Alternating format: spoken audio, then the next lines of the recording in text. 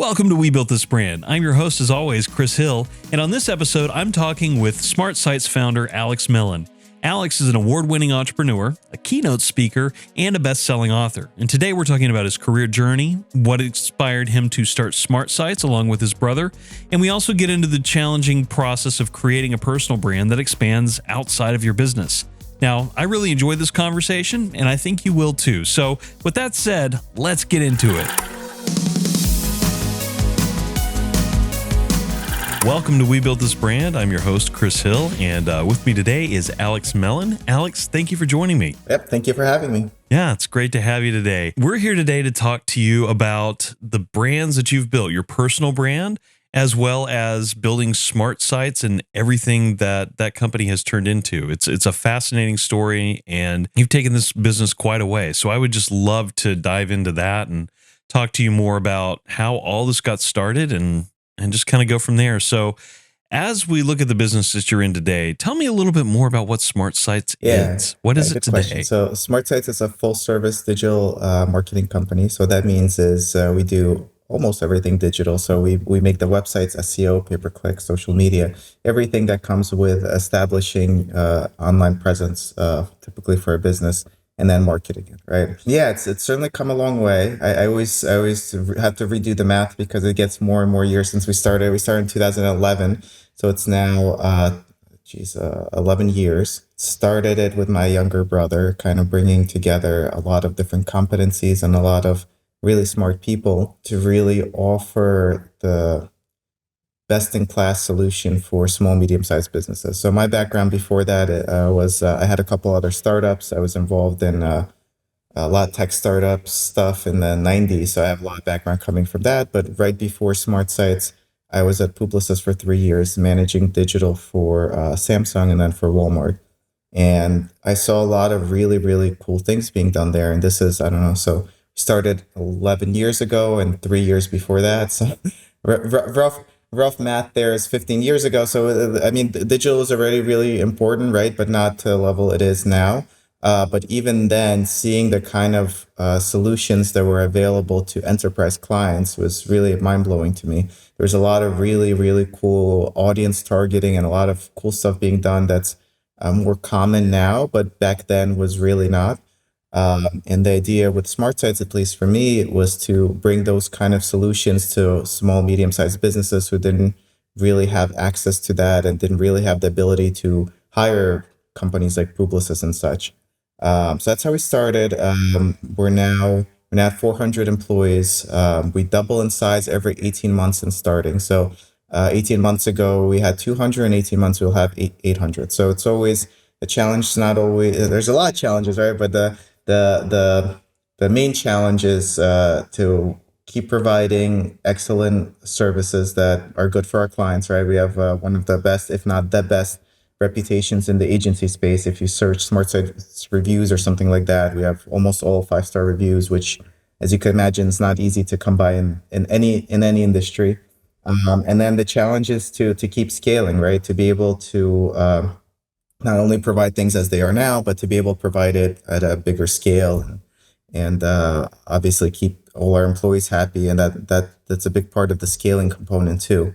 To be able to, by scaling, it's not just scaling, we want to make more money, right? A lot of times as we grow, we actually make less money.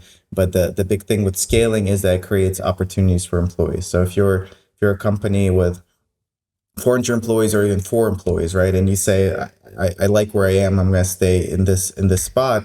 And let's say 10 employees, right?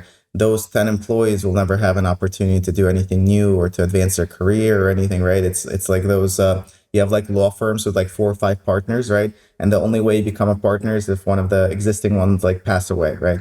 It becomes like one of those situations where there's no advancement, right? So one of the big reasons to continue to grow and scale and all of that is of course for our employees, and we just like we care about our customers, we really care about employees, because at the end of the day, we're not Ford or GM. We don't produce anything, right? Our product is the service our employees provide. So that's the background of Smart Sites. We're hoping to continue what we've done in the last 11 years for at least another 11 years. Yeah.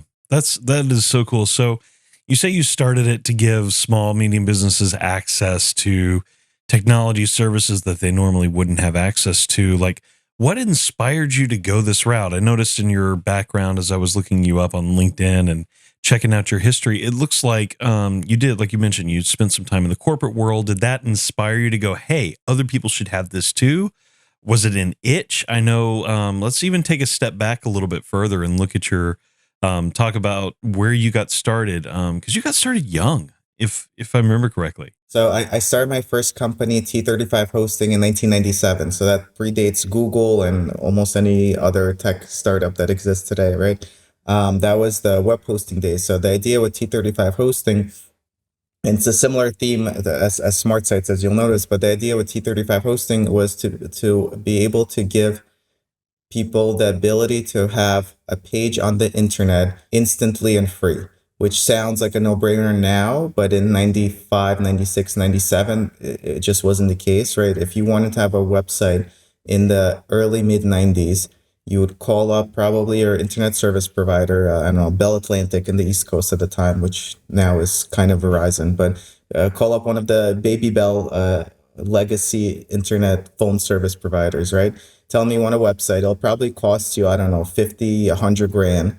They'll tell you they'll put something up on the internet in 3 to 6 months, right? That was the process, and it was very prohibitive. That gave birth to not only the hosting industry but the free hosting industry. So for those who have been around long enough, that was the time of, I don't know, GeoCities, Hypermark, Tripod, all those companies that don't exist anymore. Yahoo wound up buying GeoCities for $1 billion, I think, right? And then Yahoo itself was sold for a fraction of that. So there's a lot of it was, I don't know, it was back then, it was like the wild wild west. There's a lot of crazy things happening. But yeah, that's where I started off, and even then the idea was to be able to give people, businesses, everyone the ability to really be found online and to have a presence online. And my idea at the time, at the very least, was so it could be done cheaply and for free, but originally for free and instantly. So that's where I've come from. Since then, I've started a lot of companies, a lot of websites. I'm on the board for a lot of companies. I've helped oversee a lot of brands and companies being built. So starting Smart Sites, it was both the corporate exposure to really enterprise grade solutions, but more so my continual really desire to have everyone be able to have a presence online or build a presence correctly, right? It's and having built many of my own websites, many of my own businesses, it's not easy, right? It's not easy. And usually if you think about small, medium-sized businesses, the ones that are successful because they're really good at that one thing they do in their industry, right? Even if you go to like the one-man shops, like the plumbers, roofers, whatever, the ones that are successful, how's that roofer so successful, get so much business? Well, he's really good at roofs, right? Should that roofer be spending his or her nights, learning how to build websites and SEO and pay-per-click, and both of those are like changing very quickly, right? No, the value add of a small, medium-sized business is to really focus on the service they provide that they're good at. And it was always very strange and frustrating to me that there was really not a lot of solutions for those kind of people to build a website, do marketing. You, of course, have like the GoDaddy website builders, the Wix, right? But I don't think anyone is gonna tell you that that's a good solution, especially for like maybe one person business, right? But if you're a growing business and have aspirations to grow, even on the SEO side, you're not gonna get very far with a one page GoDaddy website builder. Yeah, I can identify with that. And there's, you know what, there's not a lot of companies that certainly there, let me rephrase that. There are a lot of companies that existed that did that. Most of them did not do it well. The industry is starting to consolidate a little bit now, but still there's no like one go-to brand or solution for like a full digital service. There's some, and they're starting to become bigger players. But if you go back, I don't know, 15 years, or when we started 11 years ago, who would be making a website for a small business? I don't know. Most of the time it'd be like your friend's cousin's girlfriend, right? Like, oh, like my son is in high school and his girlfriend's really good at making websites, so she's gonna do it. Or I've been the friend's girlfriend's husband or whatever, by the way. So Yeah. which is doesn't mean necessarily be a bad website, right? But it's just not enterprise Right. grade or whatever. It's Exactly. not. It's That's a not. whole different set of structures and things you have to build Correct. out And and then, by the way, systems. I don't envy you being in that position, because whoever builds a website is then responsible for the website. I don't know if you've been in those situations, but when you need something changed, when the website breaks, when the website gets hacked, that's going to be still the same person, right? Yeah, well, thankfully, I've managed to dodge that bullet and throw it off to somebody else or recommend Yes. somebody that I know. Yes. But yeah, I've definitely been, hey, Chris can do this. No. Right. And then it gets even worse. Usually that person who builds it, even if they do a good job, let's say they're a very skilled website developer, they'll build a website. Is that website developer also going to be good at SEO, pay-per-click, social media, and everything else on the marketing side? Absolutely not. I've yet to meet a person that has all those competencies, because those competencies are so different, right? You're not going to be a very good programmer and a very good graphic designer. Usually it's like different sides of the brain. Right. And quite often, what I run into is the other side of the coin, which is you're asking one person to do this. If they disappear, if they find another job, if they leave the state, whatever, like you're stuck with whatever they built.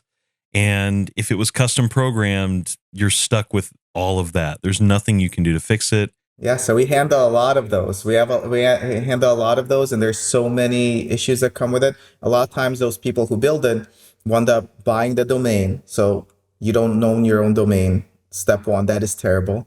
Number two, they wind up putting on their own web hosting that they own, so now you don't have access to your website. And let's not even consider the malicious cases, where there certainly is tons. But yes, that person disappears. I don't know, like it gets run over by a bus. Now you don't have your own domain, you don't have your own website, right? And we've had, I can't say Fortune 500 companies, but we've certainly had Fortune 5,000 companies in that situation, when where they employee churn, whatever it is, they arrive at a place where they don't own anything and don't own their domain and don't have access to anything. So yeah, so everything we do kind of stems from solving those issues. Even when we build websites, or we build Google Ads accounts or whatever it is, clients always own everything. We specifically tell funny clients are like, why don't you register the domain? It'll be easier for me not to do it. We're like, absolutely not, right? And not like it doesn't hurt us to do it, right? It's just that I don't want to own another business's property, right? There's a lot of these, I guess, undertones in the internet space over the last 10, 15, 20 years that we've been slowly trying to solve. Well, it's good to hear you do that, because like we have a similar philosophy in our business, because we've seen exactly what you described happen, where people just disappear. And all of a sudden it's like, well, how do I get access to this? And you don't want to be on the receiving end of those angry phone calls after the fact. You'd rather just have it to hand off and have it to make it easy on people to move on. So yeah, that's really neat. So that, I mean, it sounds like you're solving a lot of problems for those small businesses that would otherwise have those issues and those challenges. So that's great. So you get out of the corporate world, you come into starting smart sites. What was your first customer?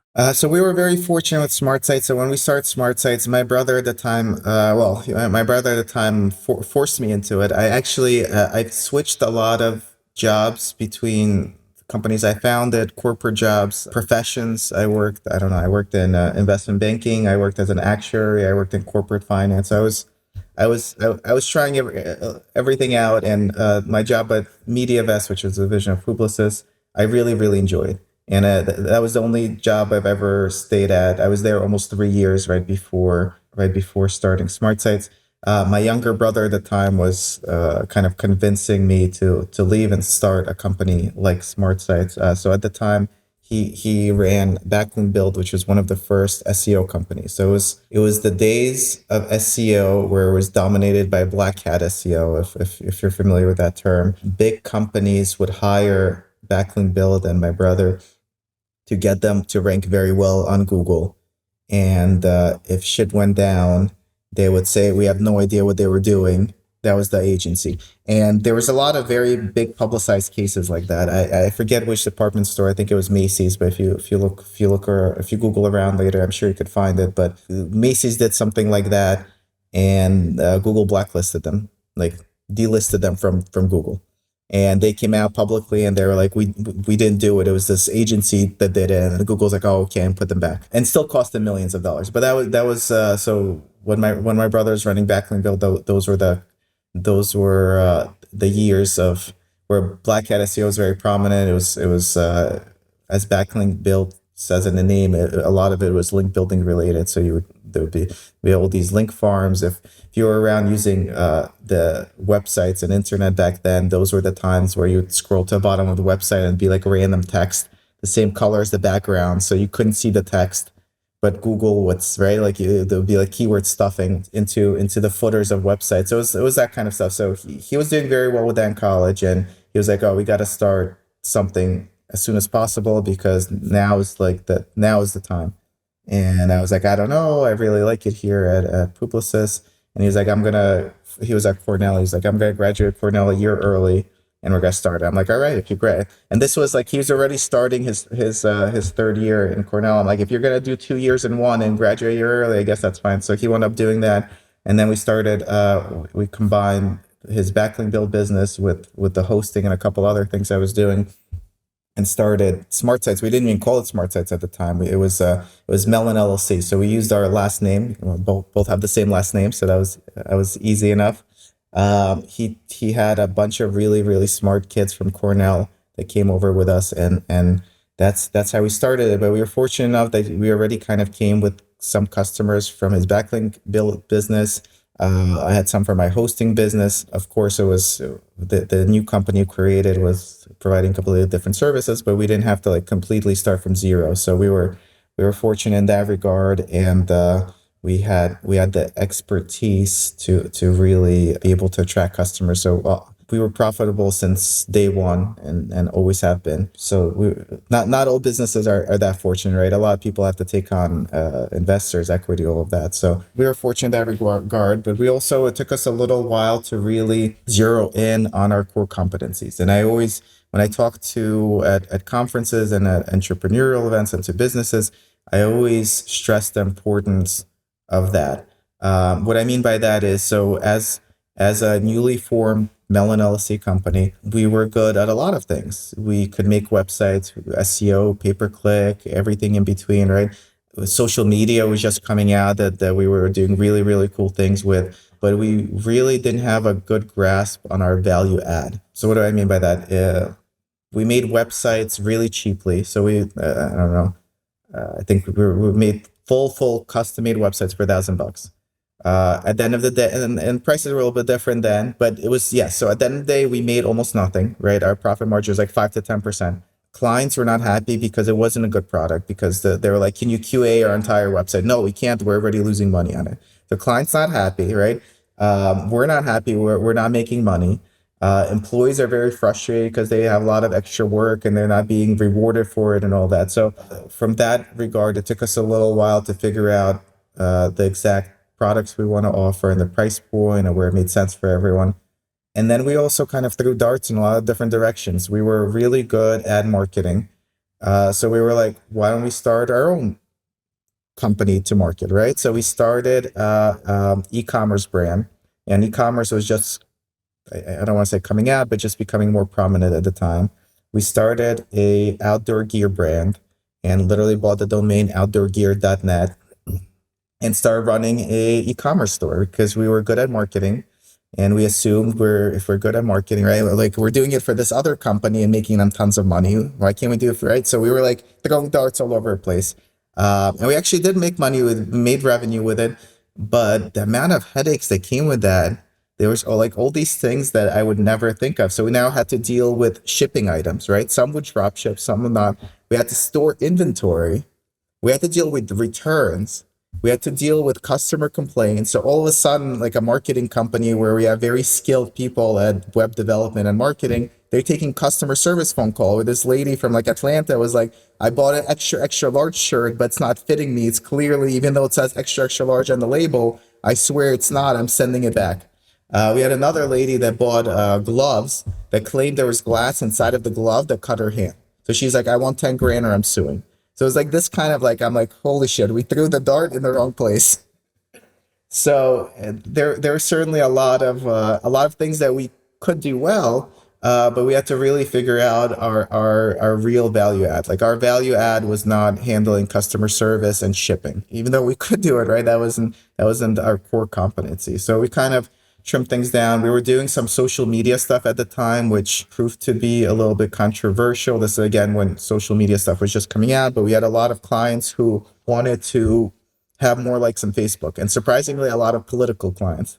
So we were selling likes. We were selling Facebook likes, which now sounds negative, but if you search my name and Facebook likes, you'll see the PR that came out of that. So we kind of trimmed that back down. We stopped doing that service altogether. We do social media now, but for a couple of years, we really trimmed down to our core basics. And what is where do we provide the most value? Do we provide the most value selling Facebook likes to politicians who want to make themselves seem more prominent than they are? No, that is not a core service that we want. We could do it, but it's not. Do we want to be an e-commerce company selling our own outdoor gear products? We could do it. We could be successful at it, but no, that's not what our core value add is. So it took us a little while to really trim it all down. And then even things like, so yes, we could make you a website, right? Is our value really making you that website and here's your website, we're done?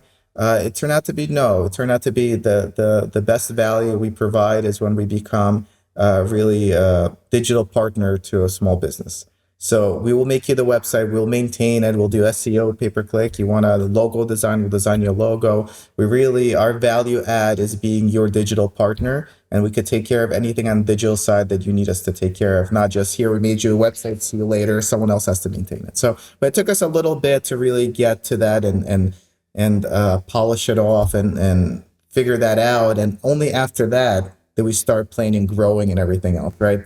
So for entrepreneurs, I always give them that story because I think it's common and I think it's okay to throw a couple darts in a couple different directions because it's very good learning opportunities. You got to test the waters. I mean, we've done that in Humble Pod and, tried different things that work. Live streaming during the pandemic was something we dipped our toes into and may not have had the best results with because live streaming is one of the hardest things you can do. That was interesting, by the way. So during the pandemic, I wonder, did you wind up? So I'll tell you my background to it, and then you could tell me if you were involved with any of it. So, and this is a good segue actually to the next topic. But so I was doing a lot of public speaking right before the pandemic started.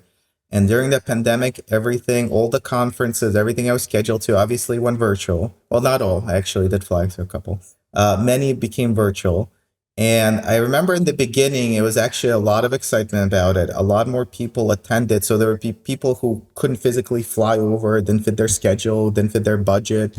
Or the company would send one person, now the whole company could watch. So there's a lot of excitement about the live conferences, live streaming, all of that.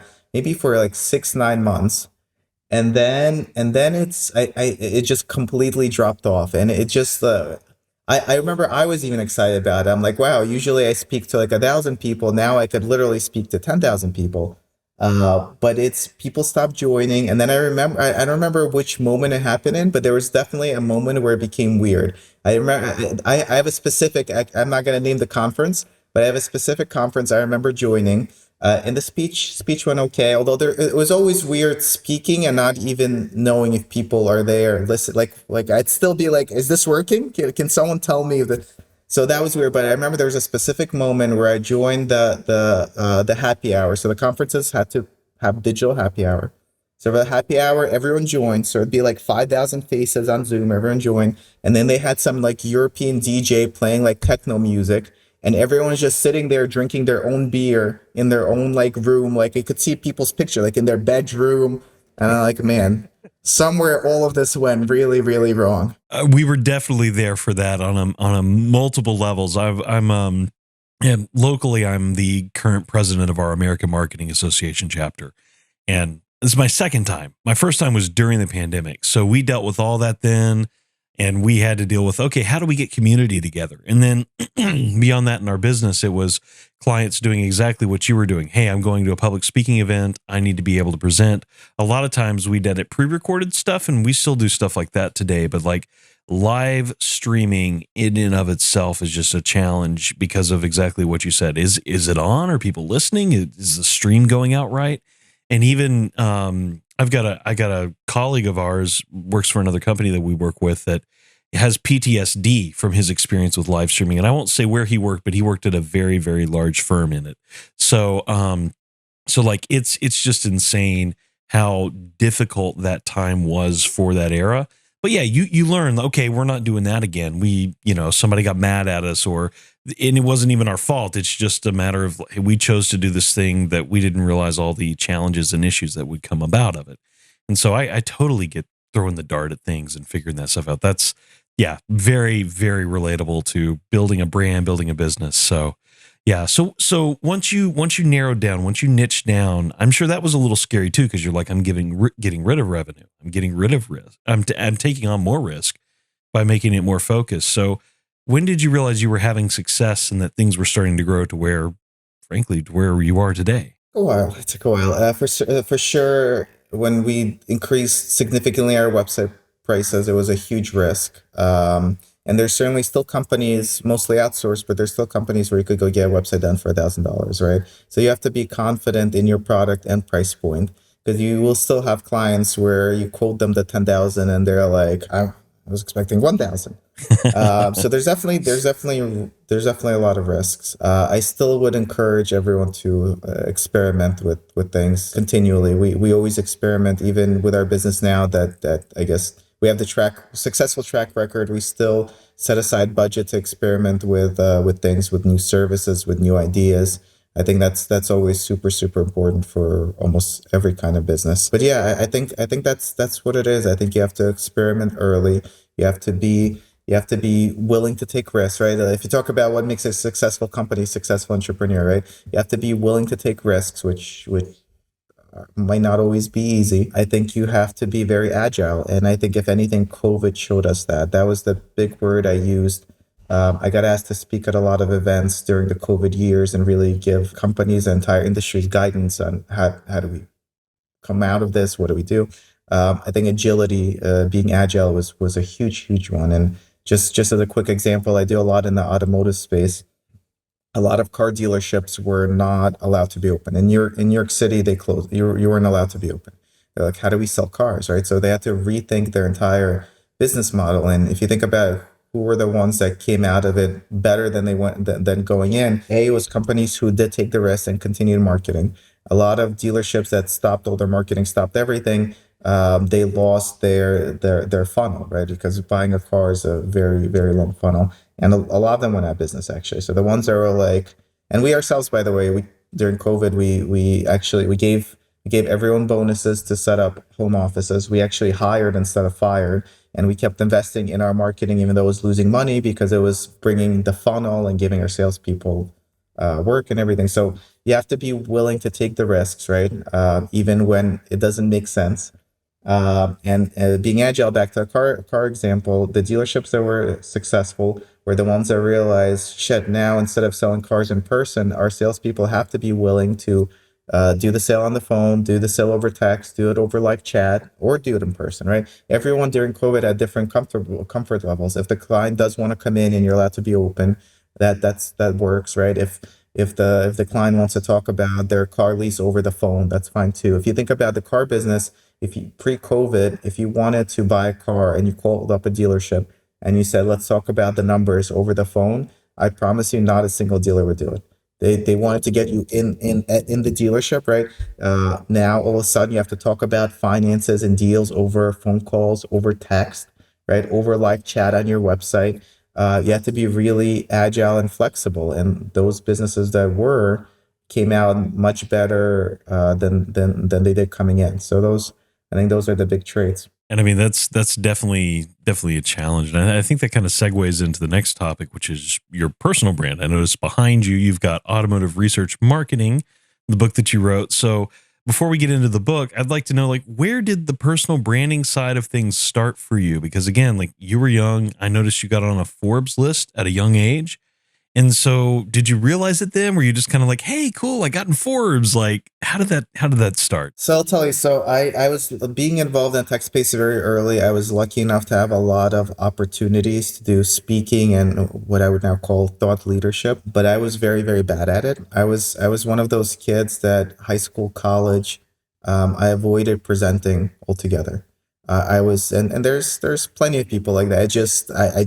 I I was like, I'll do all the work, you guys present it. And if I had to, I would take a failing grade and make it up on the tests, right? I'd be like, I'm not present. So you'd think that the U.S. school system would force me to present at one point or another, but I somehow managed all of high school and all of college without doing. I just wasn't comfortable. So I did present once at a conference, web hosting conference, when I was probably like 16 or 17.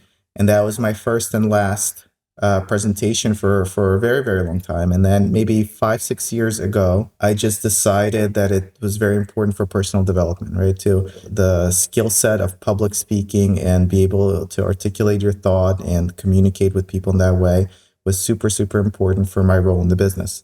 And I was fortunate enough that I still get invited to speak at a lot of events. So it was just as simple as me finally forcing myself to accept it. So so the personal brand stuff really came around from that. Once I started doing more and more of that, I can't say I really focus significantly on, like, I don't wake up in the morning like, what can I do to improve my personal brand, right? But I am very focused on thought leadership, which I think is important on a lot of levels. On a personal level, just going to these conferences and speaking at them really helps me stay up to date with what everyone else is doing and meet some really, really cool people that are doing something similar. Number two, definitely helps our company because more and more people know about it. As they know about me, they know about their company. So I think there's a lot of benefits. And again, me personally, I just don't see it as much of personal brand development as much as focusing on thought leadership and personal development, right? But certainly, I've had tons of companies reach out to me and they're like, wow, you have a good personal brand. You should work on it more. You could hire us to do PR and this and that. And all the stuff I've been in, like the Forbes list and everything else, has been like just them reaching out to me. I've never actively, I guess, hired someone to work on my personal brand, but I have no issues with a lot of people who do. I think for everyone has different priorities. But yeah, and the book was actually interestingly so along with public speaking, writing was by far the my worst subject in school. So it was another one of those personal development things where I thought it would be really important to and by the way, this is not even staged. I have a conference in a couple of days that I'm getting these. It was perfect. I thought it was intentional. Yeah, it worked out. Yeah, it comes down here. I Just got leave it these. in frame. It's great. I got these ready for a conference I'm speaking at in a couple of days, automotive conference. So yeah, I spoke a lot. I speak a lot in the automotive space. I'm just a big automotive enthusiast, so I got more involved in that. And I was like, it would be important to try to write a book. And you know, it's one of those things that, and the reason I'll share my story is because hopefully it's impactful for other people. It's one of those things that I know a lot of people want to do. And as I've done for others who have done public speaking, when I do public speaking and I talk to other successful public speakers, I ask them like, what helped with your public speaking career? It's always write a book. That's always like the number one thing. It doesn't even have to be a good book. It's like literally like I wrote a book. Being a published author and then being a best selling author are just very, very powerful things in the thought leadership space. So it was definitely always on my mind. But it took a while for, first of all, as a business owner, as any other business owner, I have so much on my plate that putting together time to write a book is very hard to, because you need to like concentrate. And but finally what helped me is I started telling people I'm going to do it. So I would tell clients, I would tell colleagues at conferences. I was like, I'm finally gonna, I'm gonna write this book, and I already have the title. And I think once you start telling people, you kind of hold yourself accountable to it. I think that's for me was a very important step to finally push myself to do it. And then I forget who, but someone, and I think I spoke to a couple of book publishers. I think it was one of the book publishers that reached out to me, and I think it was, to be honest, I think it was a automated spam email. It wasn't like a personal email, but it was, the email was like November. Was it November? I think it was. The email was like, November is write a book month or book authors month or something like that. And I remember looking at that email, like, I'm like, you're right. This, if there's ever a sign to do it, this is it. So I did it. I set aside 1 hour a day during the month of November, and I wrote it in, I think, like 30 hours. But I'm a quick typer, and you could hear I talk quick, I think quick. So it wasn't. the actually a big struggle for me was actually going through publishing. And again, this is just like public speaking. It's all like a learning experience for me, and like I learn as I go along. So the book, surprisingly, getting it published took a lot more work and time than actually writing it. There's a lot of things that if you haven't written a book, you couldn't even fathom the issues I had. Like I had a screenshot of Google that the publishing company refused to use because they thought Google would sue them, like things like that. So it took a while, but yeah, and it's funny. The other big issue, obviously, with writing books, especially in our space, is everything's very fast moving, right? I wrote it last November, so I wrote it almost a year ago. It got published in April, and I think like 20% of it now needs to be updated. Well, hey, you got new revisions that can come out, new things to sell people, Yeah, right? and new things to learn. I actually reached out to a company. I'm like, how do revisions even work? So I'm waiting to hear back. But I think it's super important for people, even if you're going to self-publish or whatever it is. Maybe even makes sense before doing. But like for me, I did public speaking first.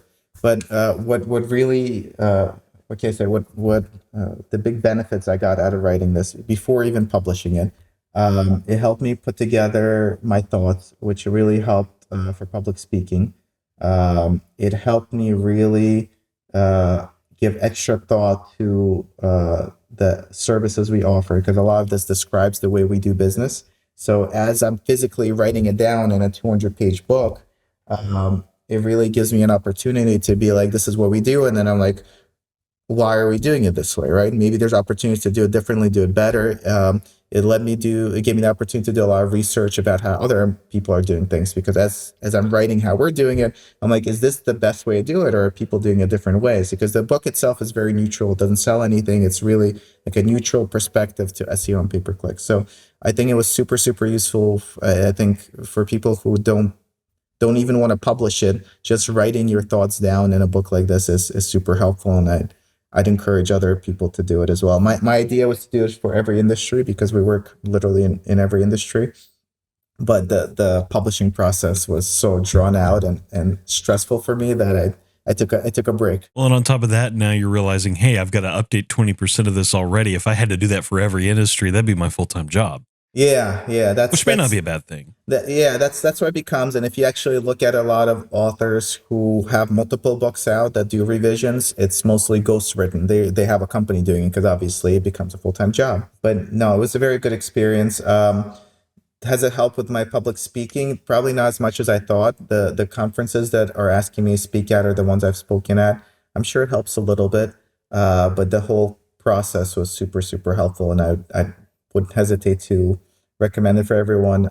If you don't self-publish, if you go through a publishing company, they either collect royalties or it costs, I think, like 15, 20 grand. So it's money, but it's not like huge amounts of money. If you work with a professional publisher, there's also packages where they make you a best-selling author. There's a lot of tips and tricks, like anything else in life. There's a lot of shortcuts I've discovered that was not familiar to me at the time. And there's a lot of these silly things that I knew happen in the publishing industry, but until I did it, it didn't make sense. Like a lot of times there's like a new book coming out and it says like best-selling author already on it. Like, have you noticed that?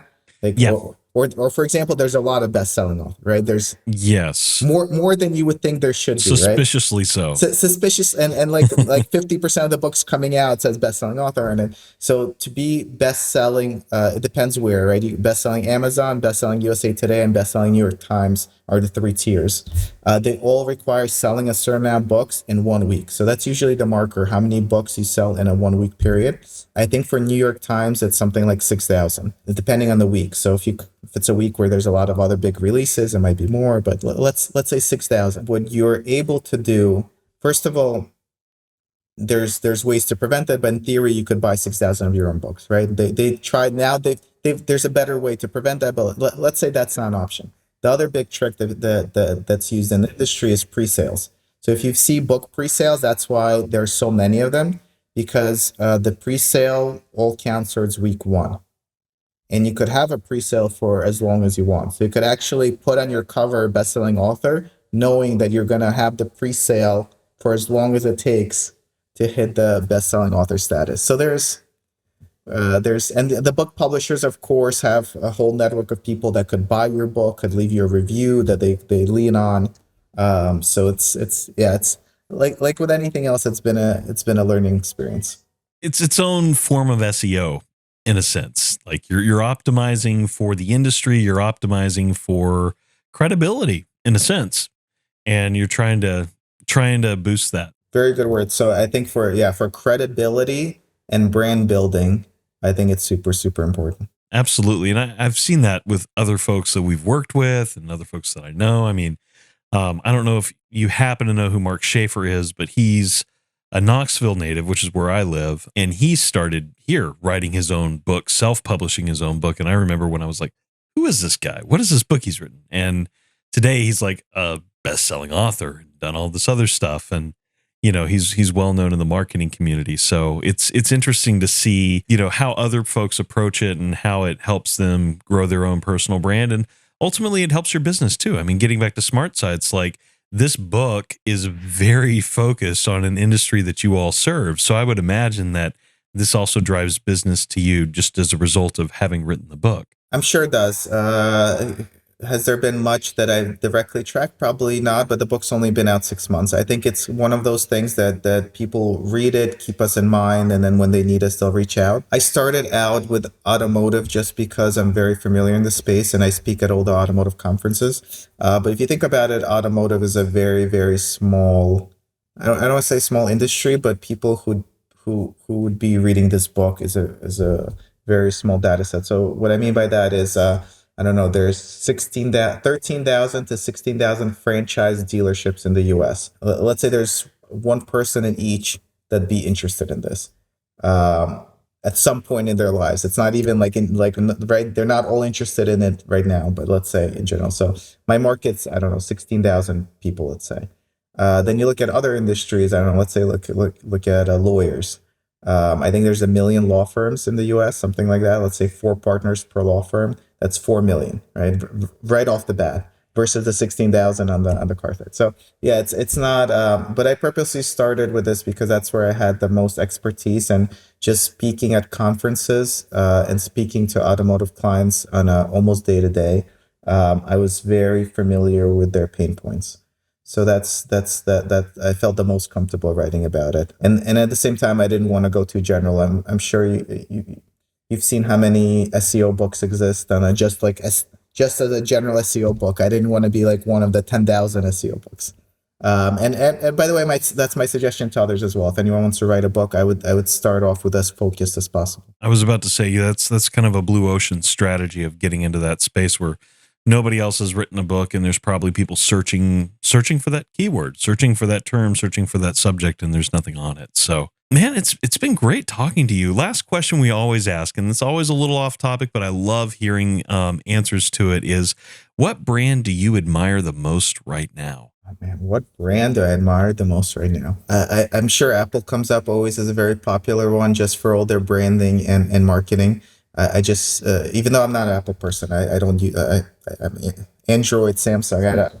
I don't have a single Apple product that I use, but I think they're always very good in terms of not necessarily being first to market, but being correct to market. They bring the correct product to the correct market with the correct marketing and correct pricing almost every single time without fail. So being someone who does something like that for a lot of our clients, I always think that's great that they're able to do that.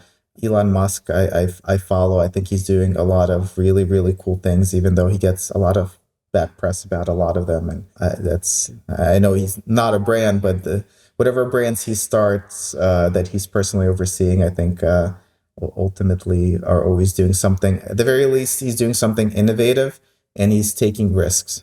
So I would say the Elon brands for the risk taking, like even what he's doing with Twitter, right? I'm a big user of Twitter, big fan of Twitter. I know Jack Dorsey from back in the day, who was the co-founder of Twitter. He's doing a lot of crazy stuff with Twitter. I think getting rid of the name itself was crazy, but he's taking risks, right? And you really can't take that for granted. I think he's taking a lot of risks that no one else would.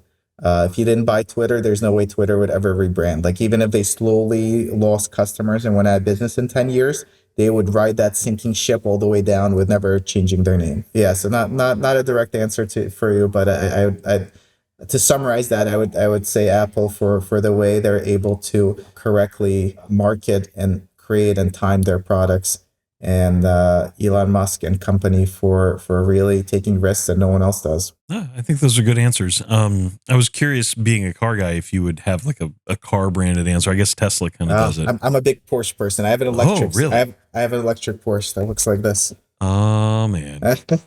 Oh man. Is that the Panamera, or what is their electric version of that? Taycan. Oh, the Taycan. Oh wow. That's And awesome. I have it in this exact bright green. Oh So the man, is exact- that why you got exact one that? I- yes. One of my clients sent this to me actually, but Oh, nice. now I can't get rid of it because I have the mini version of it. You're committed. But that's awesome. That's really Yeah. cool. Yeah, like, yeah, I was just curious. I like cars too, so I tend to nerd out on that stuff. So Yeah. yeah. No, I don't have a Taycan, but You should get one. They're great. I drive so little now. We closed our office, so it's all. I enjoy it when I can, but it's mostly like taking the kids to school. And my daughter hates it. But my younger daughter makes me like drop her off like further away from school. She's like, why can't you have a white car like mom? She doesn't like the bright green car. Yeah, she's like so embarrassing.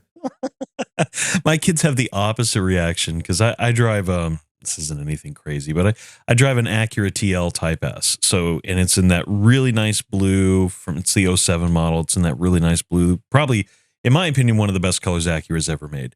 But my daughter loves it, and she's only like 2, granted, but every time we're taking them to school, she's too young to be embarrassed by it. Give it a couple more years. Guaranteed. I don't doubt it. But she begs to be in my car.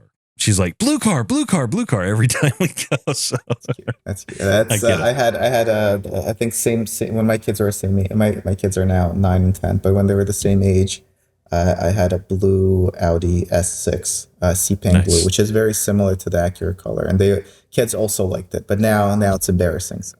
Yeah. It's part of being a parent. You're just going to embarrass them no matter what you do, even if you're the coolest dad in the world. So gotta get a white car. Right. Well, Alex, thank you so much for coming on. Last question before we go.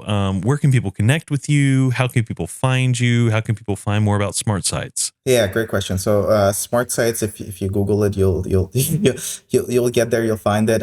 For me personally, it's alexmelen.com, ALEXMELEN.com, or you could Google it and it'll come up as well. I have all my contact information there. So LinkedIn, I'm probably the most active on, followed by Twitter, but I'm on all those social networks. So definitely feel free to connect with me. If anyone has any questions about public speaking, writing books, starting companies, more than happy to chat about it. Absolutely. Well, Alex, thank you so much. Thank you. Have a good one. Thanks, you too.